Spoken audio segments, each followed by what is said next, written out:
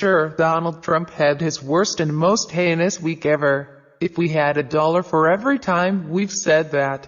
The man floated the idea of assassinating Hillary Clinton, insisted repeatedly that President Obama founded ISIS, then chided everyone for taking him seriously, suggested illegally trying U.S. citizens at Gitmo, and railed about a rigged election that has not occurred. More conservatives and dozens of national security officials fled the Republican nominee, as did voters. Yada, yada, ho-hum. Just another week in the Trumpoverse. But man, this guy attracts the best and the brightest. Winners like Katrina Pierson, Jeffrey Lord and now Carl Paladino. Not familiar with these three outstanding political thinkers, these Trumpian spinners of tales? Read on for some of their latest antics. 1. Katrina Pierson just can't stop revising history. It's very hard for Katrina Pierson to keep track of who started which war. Come on guys, that's hard. Especially when these wars go on and on forever. Also history, story. It's all Obama's fault. After being severely dressed down recently for saying that Captain Khan was killed in Iraq under Obama's watch in 2004 when Bush was president and Obama a senator who had opposed the war, Pierson decided to put her knowledge of recent wars on display again Saturday. This time, she accused Obama of owning the war in Afghanistan, which is odd because he was a state senator when that war was launched in 2001. Remember, we weren't even in Afghanistan by this time, Katrina Pierson told the puzzled CNN host. Barack Obama went into Afghanistan creating another problem. Asked to clarify whether she meant he launched that war, she said that was Obama's war. Well, no. Though he did announce a surge there in 2009 when he actually became president. Next up, Pierson blames Obama for World War II. Stay tuned. 2. Meet Carl Paladino. He's completely awful. Although Donald Trump declared the Khan family controversy over and put to bed this week, and Mika Brzezinski tried to point out to him that he does not get to choose when people stop talking about it. Apparently, the chairman of his New York campaign did not get the memo. Carl Paladino, an atrocious gopher who has run for governor of New York and been thoroughly humiliated in that attempt, is of the belief that it's always a good idea to attack Muslim families, no matter who they are. On Friday, Paladino said this about Clinton and Trump to the host of I Miss in the Morning. We've got an unindicted felon. Author's note. Okay, not a thing, as his opponent, and you are talking about Khan.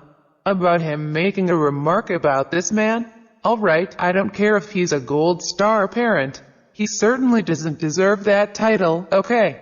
If he's as anti-American as he's illustrated in his speeches and in his discussion. I mean, if he's a member of the Muslim Brotherhood or supporting, the ISIS type of attitude against America, there's no reason for Donald Trump to have to honor this man. It's hard to be worse than Trump himself, but apparently manageable for some. Keeping the level of discourse as high as possible, Paladino went on to insist that Obama is a Muslim and Hillary Clinton is devious for hiding her alleged health problems. Health problems that have been debunked. But if you're really looking at what's been exposed about Hillary and Hillary's demeanor, I mean, just look at the deviousness. If it is true about her health problems, I mean, how devious can a woman possibly be? And not telling the American people that she's got some sickness. She's definitely impaired. WTF is this morally impaired man talking about? 3. Tucker Carlson has a new hissy fit defending Trump. Things are getting desperate over at GOP TV, aka Fox News.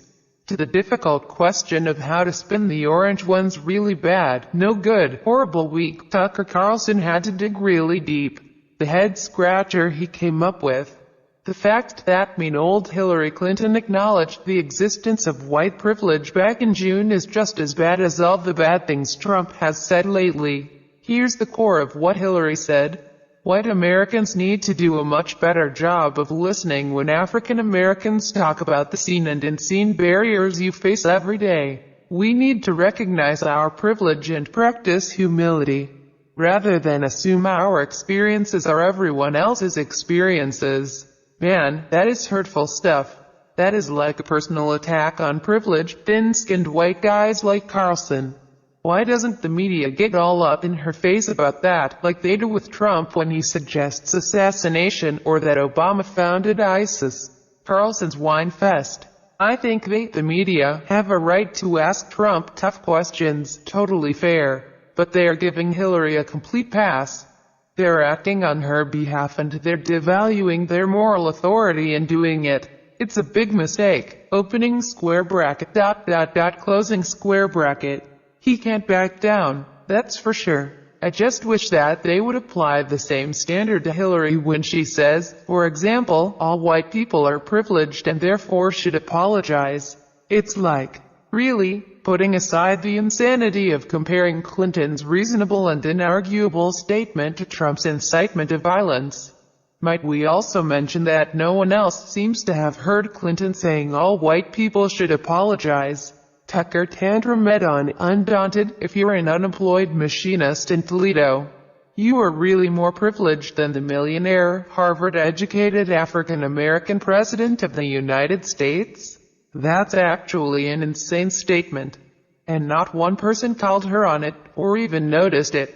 So just apply the same standard to Hillary. Get the sense he might still be a little upset about the whole African American in the White House thing. 4. Karl Rove loses his shit. You know it's bad when Karl Rove thinks you've gone off the deep end.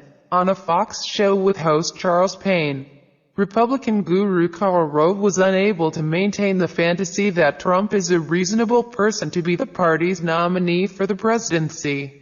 The former Bush chief of staff went off at the suggestion that it is in any way a good idea for Donald Trump as a New Yorker to hit back at every perceived slight. Yeah, well, you know what? Rove began. If he does that between now and the election, what do you think is going to happen? The Clinton campaign is going to provoke him every day to stay off message. And he is going to fall for all of these things and waste valuable time. Does he want to win or does he want to respond? If he wants to be the New Yorker and punch back at everybody who comes his way, fine. That's an open invitation for everybody to come his way with things like this. Might we just interject that it seems Rove is no great fan of New Yorkers in general. Also, Donald Trump has a message. Rove was just getting started. He has 88 days to make his case, Rove said. Author's note, 86 days now. He has squandered the last 3 weeks by responding to the Gold Star mother. The day after he had his presidential nomination, he became the official nominee of the Republican Party. The first news conference he had was not devoted to laying out the case against Hillary Clinton or bashing Barack Obama or laying out what he wants to do as president. It's renewing and revisiting all of things he said about Ted Cruz, who was yesterday's news at that point, and why he felt compelled to do it. He ought to get control of his impulses and keep focused on the main target. Otherwise you are going to have more of these Republicans saying, why do we want to stand by this guy when he just keeps going after the wrong target?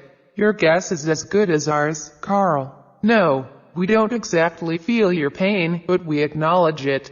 5. We can't. We just can't. Simon Manuel won a gold medal in Olympic swimming competition this week, becoming the first African American ever to do so. That's big. Michael Phelps added 4 more gold medals and a silver one, how terrible, to his history-making tally. The San Jose Mercury News covered the news of these events with this headline, and an identical tweet, Olympics. Michael Phelps shares historic night with African American. And the winner of the most Olympically offensive headline is, note, unlike Trump, the paper's editors did apologize.